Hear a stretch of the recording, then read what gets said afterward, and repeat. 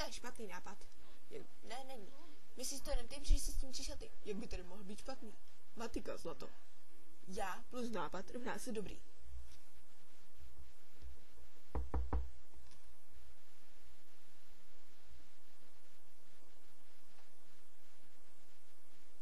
Čekal jsi jedného portiera? Žádný vtípky, žádný narážky, žádný špičkování. Nepovažuji se zmínit, že jsi mě viděl nahou, nebo že jsi dotýkal jakékoliv části mého těla, co nemá prsty. Zmínil jsem se, že tě mé oči zbožňují. Chápu. Neříkat ti lištičko a nemluvit o mléčných nádobách. Jdi domů. Veroniko, neřeknu nic nevhodného.